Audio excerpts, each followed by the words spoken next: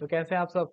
तो आज हम अपने इस वीडियो में देखने वाले हैं मैपिंग ही देखेंगे, बट इन स्ट्रक्चर्स में, कि स्ट्रक्चर्स के अंदर मैपिंग कैसे यूज करते हैं। तो चलो चलते हैं मेरी स्क्रीन की तरफ। हम सेम सेम रखेंगे, इम्प्लॉय ही रखेंगे, इम्प्लॉय है। बट हमें जब इम्प्लॉय किसी कंपनी में होता है, सिर्फ नेम थोड़ी होता है, उसके साथ साथ नेम होता है, डेजिग्नेशन होती है, सैलरी होती है, बहुत सारी चीजें होती हैं। तो उस चीज वो सारा डेटा रखने के लिए हम क्या बनाएंगे कि स्ट्रक्चर बनाते हैं। चलो चलते हैं। ये कमेंट को मैं अब हटा देता हूँ। कमेंट का स्ट्रक्ट करेंगे हम emp।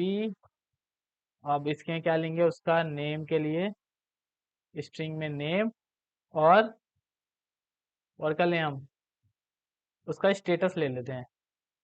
स्टेटस में uint, स्टेटस की वैल्यू uint लेते हैं। इसकी वैल्यू क्या सेट करेंगे हम, 0 और 1, मतलब अवेलेबल है वो या नहीं। 1 होगा तो वो एम्प्लॉय अभी अवेलेबल है, 0 होगा तो अभी अवेलेबल नहीं है। अब तो यहाँ पे हमने क्या डिफाइन किया था कि, यहाँ पे डिफाइन की थी वैल्यू।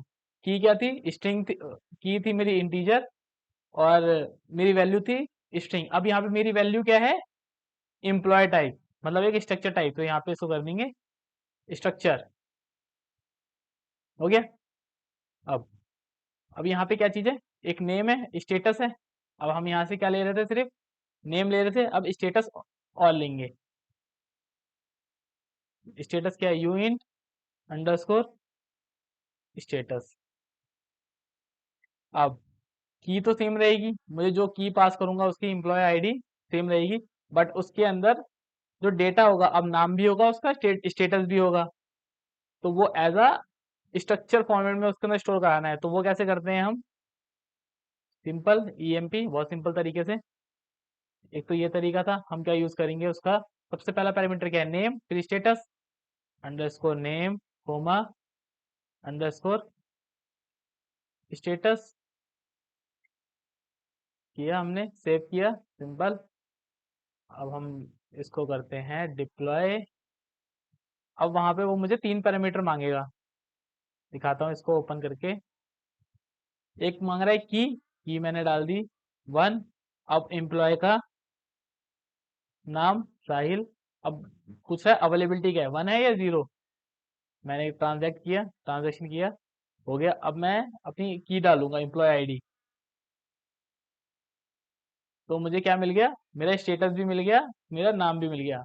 देखा ना, हमने की सिर्फ एक एक की डाली 1, और मुझे उसके रिलेशन में जो जो डेटा था वो सारा मिल गया। अभी तो सिर्फ 2 ही लिए हैं, हम इसमें बहुत सारा डेटा ऐड कर सकते हैं अपने अकॉर्डिंग।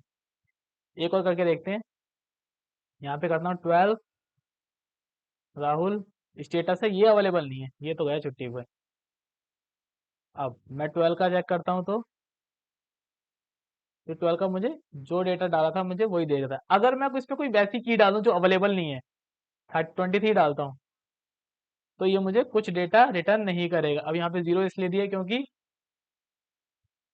इसकी डिफॉल्ट वैल्यू 0 होती है स्ट्रिंग की, इसलिए ये 0 है। नेम के स्ट्रिंग की डिफॉल्ट वैल्यू क्या होती है, एम्प्टी होती है, और इंट की 0 होती है, इसलिए इसने डिफॉल्ट डिफॉल्ट मुझे ये दिया है। बाकी मतलब इसने जो की मेरी प्रेजेंट नहीं थी उसके अंदर, उसकी उसकी वैल्यू दी नहीं, मतलब एम्प्टी दी, और जो वैल्यू थी उसने उसको रिटर्न कर दिया। तो ऐसे हम क्या यूज करते हैं, मैप का यूज करते हैं अपने स्ट्रक्चर के अंदर। So that's it for this video.